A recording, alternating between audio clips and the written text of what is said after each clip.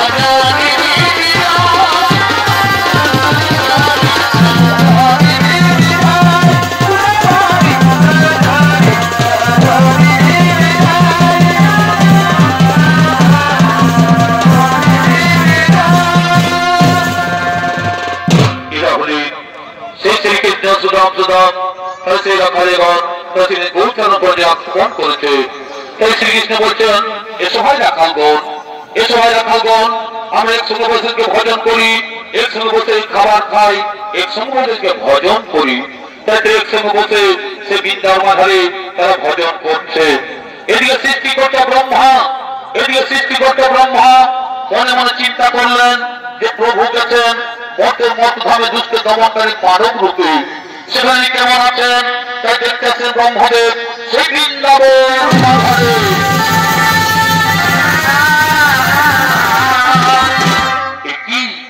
একই সেই প্রভু নারায়ণ, একই সেই প্রভু নারায়ণ আজ মর্তধামে এসে গোচরণ করছে, একসাথে গোপ বলছেন খাবার খাচ্ছে। না না না না, দেখে আমার সন্দেহ আসছে। যদি তাই হয়ে থাকে তাহলে এই সুযোগে আমি রাখাল বালক সহ সমস্ত গরু বাছুরকে হরণ করে ওই পর্বতের গুহায় লুকিয়ে রাখবো। আমি সকলকে চুরি করে পর্বতের গুহায় রাখবো। আমি জানবো কে সেই চুরধারী রাখাল, আমি জানবো কে সেই চুরি রাখাল। তাই শ্রীকৃষ্ণ বলছে, ওই ভাই রাখাল বোন, তোমরা ভালো করো গাভীদের গোচারণ, আমি এক্ষুনি ফিরে আসি, আমি এক্ষুনি ফিরে আসি।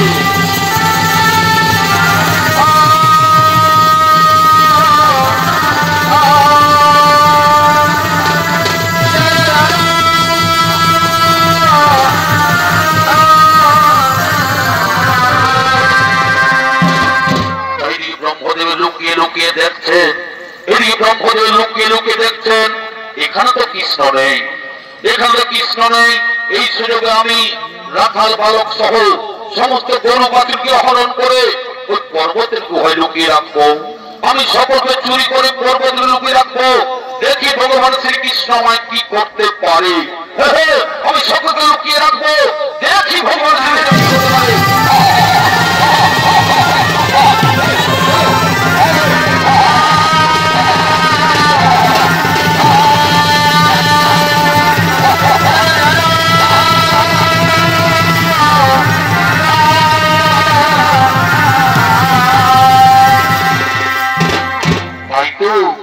আমার রাখাল ভালো ও গাভী বস্তু দেখতে পাচ্ছি না, তাহলে গেল কোথায়, তাহলে গেল কোথায়?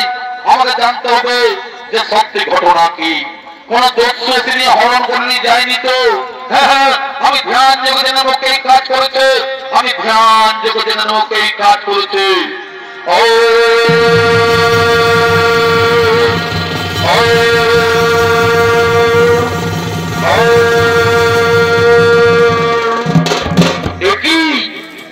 ব্রহ্মদেব, তুমি আমার রাখাল বালক ও গোবৎসকে হরণ করেছো, তুমি আমার রাখাল বালক ও গোবৎসকে চুরি করেছো।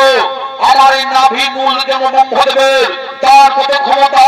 এই মহাপাবনীতির শাস্তি তোমায় পেতে হে ব্রহ্মদেব, এই মহাপাবনীতির শাস্তি তোমায় পেতে হে ব্রহ্মদেব, এই মহাপাবনীতির শাস্তি তোমায় পেতে হে ব্রহ্মদেব। তাই সেই ব্রহ্মদেবকে শাস্তি দেওয়ার জন্য, এই ব্রহ্মদেবকে শাস্তি দেওয়ার জন্য ওনাদের নারায়ণ তিনি আরেক নকল ব্রহ্মা সৃষ্টি করলেন। তাই সেই নকল ব্রহ্মা সৃষ্টি করে তাকে ব্রহ্মার আসনে বসে দিচ্ছেন। তিনি নকল ব্রহ্মা অর্থাৎ তার লক্ষ্মীগণ আসছেন সেই ব্রহ্মলোকের দিকে।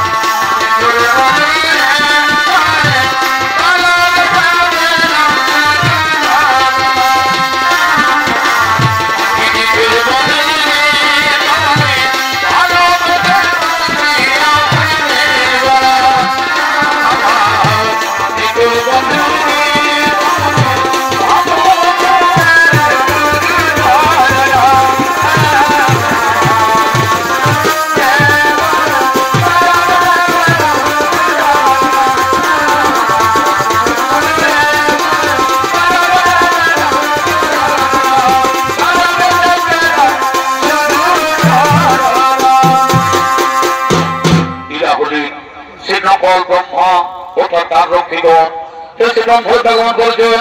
আর শ্রোতারিগণ, তোমরা এমন ভাবে তার রক্ষা করো যেন আমার আদেশকে ব্রহ্মহত্যা প্রবেশ করতে না পারে, যেন আমার আদেশটা ব্রহ্মহত্যা প্রবেশ করতে না পারে।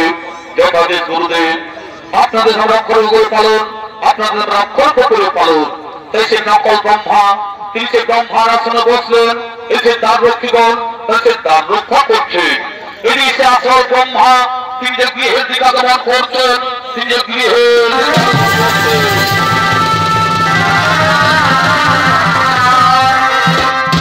ইনি হলেন সে আসল ব্রহ্মা, তিনি গৃহের দিকে আগমন করেছেন, তিনি যে গৃহের দিকে আগমন করেছেন। ওরে দাঁড়ি, ওরে দাঁড়ি, তোমরা পতাকা দাঁড়িয়ে কেন? তোমরা পতাকা দাঁড়িয়ে কেন? ছেড়ে দাও, আমি যাবো যে সিংহাসনে। কে তুমি? কে তুমি? সৃষ্টিকর্তা ব্রহ্মদেব রূপধারণ করে আমাদের ব্রহ্মলোকে আসছো। ওরে দাঁড়ি, আমি তো তোমাদের ব্রহ্মা, তা ছেড়ে দাও, আমি ব্রহ্মলোকে যাই। অসম্ভব, তা হতে পারে না। আমাদের ব্রহ্মাদেব তার সিংহাসনে বসে আছে। কি বললে? তোমাদের ব্রহ্মা ব্রহ্মলোকে বসে আছে? আরে না না, সে ব্রহ্মা নয়, আমি হলাম তোমাদের আসল ব্রহ্মা। তোমরা আমায় চিনতে পারছো না কেন? ছলনা করছো তুমি আমাদের সাথে। বলছি তো আমাদের ব্রহ্মা ব্রহ্মলোকে সৃষ্টির কাজ করছো, আর তুমি এসে বলছো আমি ব্রহ্মা। আমরা কি ভুলবো তোমার ছদ্মবেশ? যাও এখানে বেরিয়ে যাবো, কি এখানে হয়ে যাও। আরে ও কারণে তোমরা আমায় তাড়িয়ে দিচ্ছ। যাও জিজ্ঞাসা করেছো যে তোমাদের আসল ব্রহ্মাকে। ঠিক আছে, আমরা জিজ্ঞাসা করে আসছি। ব্রহ্মদেব, ব্রহ্মদেব তোমার বেশ ধারণ করেছে বলছে আমি ব্রহ্মা, তাকে কি ভেতরে আসতে বলবো? না না না না, আমি তাকে জানি না, আমি তাকে চিনি না, তাকে এখান থেকে বেরিয়ে যেতে বলো, তাকে এখান থেকে বেরিয়ে যেতে বলো। না, তোমার ভেতরে যাওয়া যাবে না, তুমি এখান থেকে বেরিয়ে বলছি, তুমি এখান থেকে বেরিয়ে যাও। কি আমার এই ঘর, আমার এই বাড়ি, এই ব্রহ্মলোকে বসে আছে আরেক ব্রহ্মা। আমি বুঝতে পেরেছি, আমি বুঝতে পেরেছি। আমি বৃন্দাবনে গিয়েছিলাম ভগবানকে পরীক্ষা করার জন্য। আমি বৃন্দাবনে গিয়েছিলাম ভগবানকে পরীক্ষা করার জন্য। সেই ভগবান শ্রীকৃষ্ণের নবলক্ষ গাভী ও তার সখাগণের হরণ করেছি বলেই আমাকে পাপের সাজে দিতে চলেছে। ওই কথাই তুমি কথা পদ্ম শঙ্খ সুযোগ চক্রধারী পুরাণী বহুনারায়ণ হে কৃষ্ণ বলরাম সাগরের মধ্যে জামাই হরি, তুমি যেভাবে উদ্ধার করে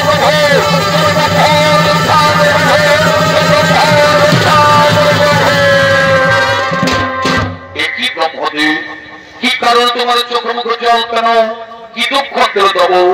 ভগবান অন্তর্যামী, তুমি তো সকলে জানো প্রভু, সকলে তোমার লীলা প্রভু।